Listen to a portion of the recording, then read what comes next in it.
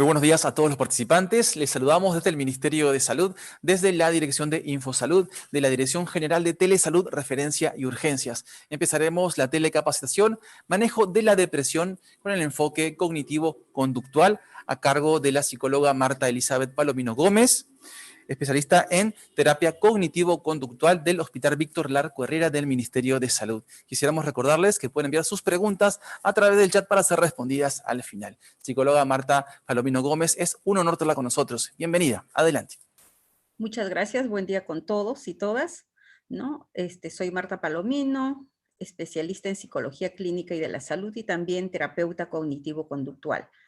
Para mí, el día de hoy es grato compartir con ustedes la experiencia que tengo sobre este tipo de intervención que es bastante importante y que está afectando a muchas personas, ¿no? Entonces, es importante conocer, ¿no? De que se puede hacer un manejo adecuado de las personas que están sufriendo, ¿no? Con este tipo de problema de salud mental. Muy bien.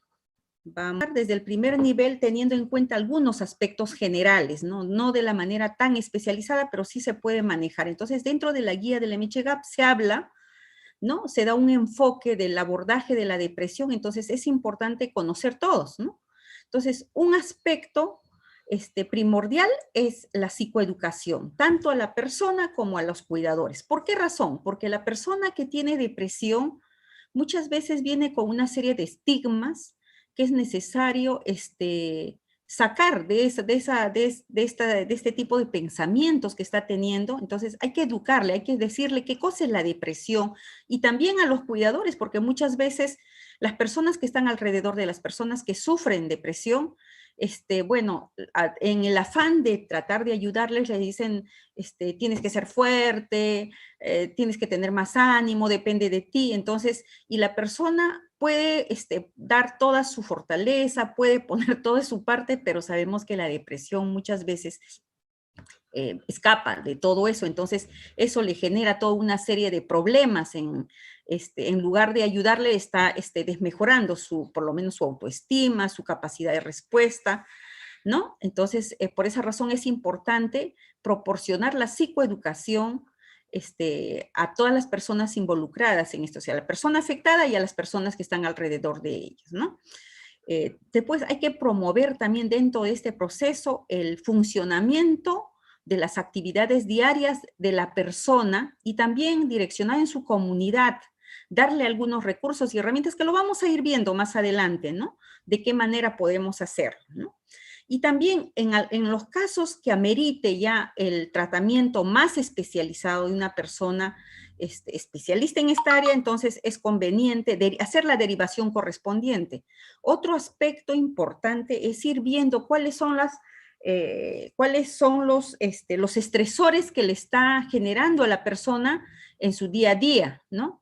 Y hay que fortalecer las redes de apoyo social, las redes de apoyo. ¿Con qué redes de apoyo cuenta la persona? Entonces, es importante conocer estos aspectos para que sea un apoyo valga la redundancia, ¿no? Para la persona que está sufriendo, porque la persona que tiene depresión se siente sola y de todas maneras necesita de otras personas, no necesariamente relacionados que sean del entorno familiar, porque a veces el entorno familiar no es un buen apoyo, a veces, ¿no? Entonces, si es un buen apoyo, excelente, pero si no hay, el entorno familiar no es tan óptimo, entonces buscar otros apoyos que esta persona pueda obtener dentro de su comunidad, ¿no? O dentro de sus relaciones sociales, ¿no? En caso de que necesite antidepresivos, pues hay que enviarle al médico, ¿no? Para que haga el tratamiento correspondiente. Y siempre es conveniente, o sea, alguien del equipo de salud mental tiene que trazarse como tarea de hacer el seguimiento periódico para ver cómo está yendo esta persona, ¿no? Esto es en el primer nivel de atención. Bien, ¿en qué consiste la intervención, ¿no? De la terapia cognitivo-conductual? Uno de los aspectos que hemos hablado ya es la psicoeducación de la depresión para que la persona sepa qué cosa es la enfermedad, qué cosa le está ocurriendo, porque las personas muchas veces vienen y dicen, yo no entiendo por qué me está pasando esto, antes yo he vivido tales situaciones y ahora me está afectando. Entonces, esta persona tiene que entender realmente qué cosa le está ocurriendo y por qué, ¿no? Entonces, el entender qué cosa es la depresión, tipo de depresión, los síntomas, etcétera, etcétera, le va a permitir tener una idea. Ah, ahora entiendo lo que me está pasando, ¿no? Porque a veces, incluso dentro de los mitos que se dice, cuando una persona tiene depresión, la familia dice se está haciendo mañoso, quiere llamar la atención, etcétera, etcétera. Entonces, la persona tiene esos esquemas dentro de su cabeza. Entonces, la psicoeducación le va a hacer entender realmente lo que le está ocurriendo, ¿no? Otro aspecto importante es identificar, perdón, cuáles son las conductas problemáticas que está teniendo, cómo le está afectando la depresión. Perdón, un segundito. ¿Cómo le está afectando, o sea, esta depresión? ¿Cuáles son las conductas más fuertes que se está presentando en la persona, ¿no? Y otro aspecto importante de la terapia cognitivo-conductual es hacer la psicoeducación en la terapia, propiamente dicho. ¿Por qué? Porque la terapia tiene un esquema de trabajo y la persona tiene que aprender a manejar un lenguaje, tiene que aprender a comprender lo que le está pasando. La terapia cognitivo-conductual trabaja mucho sobre los pensamientos, las emociones. Entonces, tiene que entender lo que le está ocurriendo frente a lo que está viviendo en el día a día, ¿no? Y tiene que hacer una serie de tiene que aplicarse una serie de técnicas que le va a ayudar a entender por qué es importante hacer esto, por qué es importante lo otro, ¿no? Bien, entonces, pues dentro de la psicoeducación de la depresión, ya lo hemos dicho, o sea, decirle a la persona que la depresión es un problema que puede ocurrirle a cualquier persona. O sea, de que se quite el mito de la cabeza de que ella tal vez porque es una persona que tiene algún tipo de situación, a mí nomás me va a darme la depresión, una cosa así. Y hay que decirle que frente a determinadas situaciones nos puede ocurrir a cualquier persona, o sea, nadie está libre de una depresión, ¿no? También explicarle de que la aparición de la depresión no significa de que pues, sea pues, una fracasada, una débil, una perezosa, etcétera, etcétera, ¿no?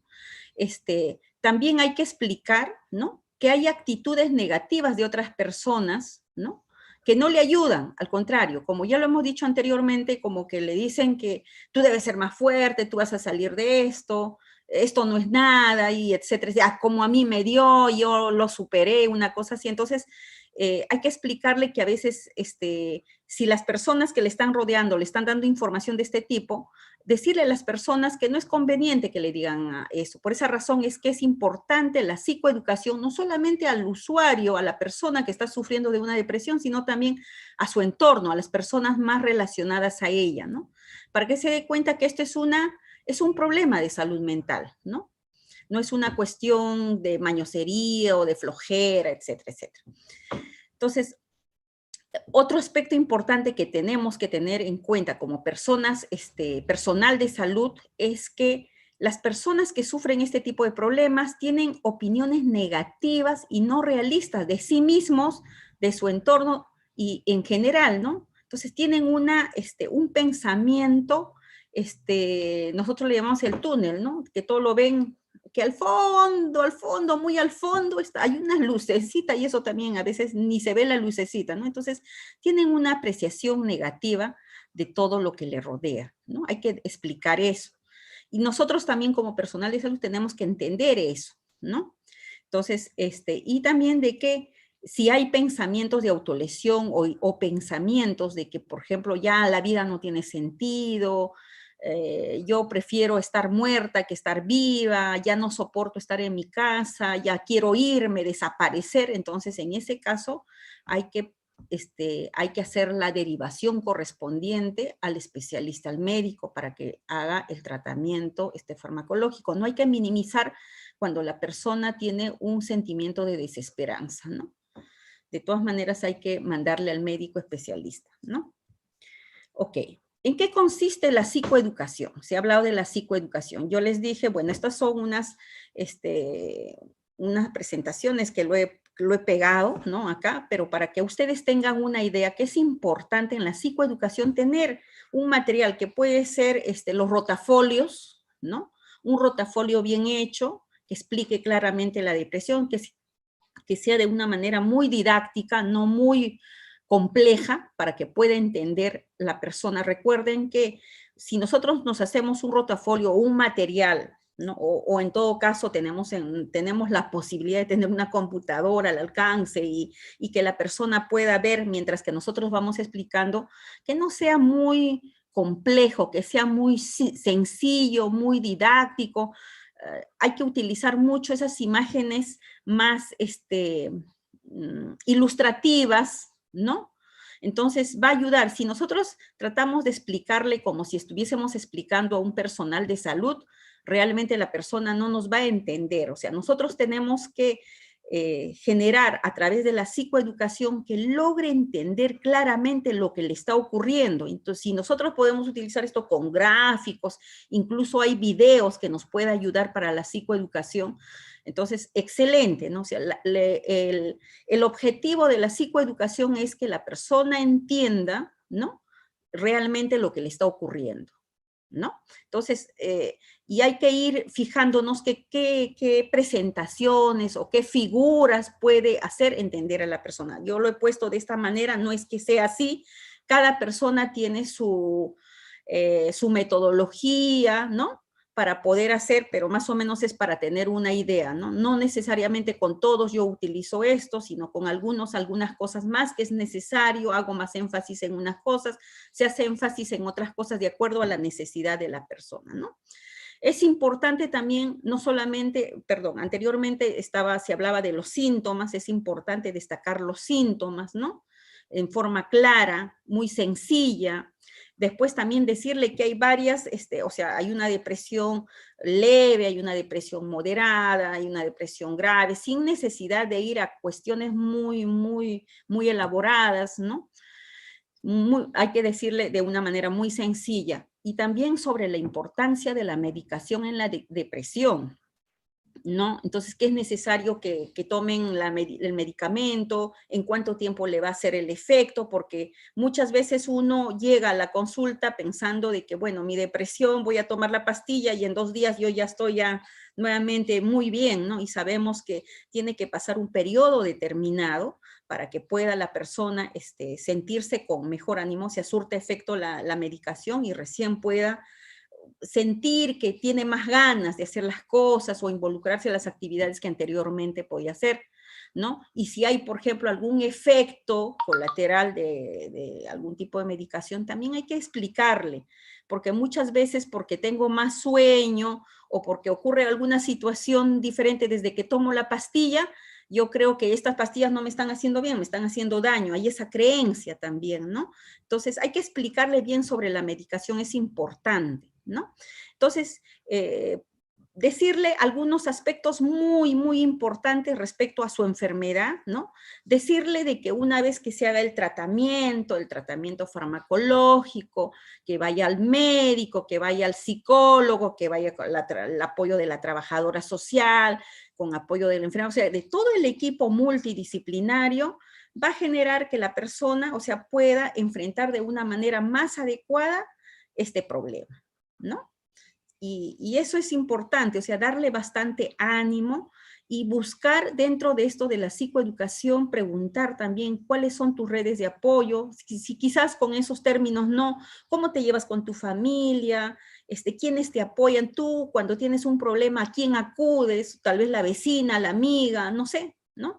O el padre o la persona de la iglesia, no sé, o sea, hay que buscar, no necesariamente puede ser familia, puede ser otras personas que sean un apoyo para esta persona, ¿no? Bien.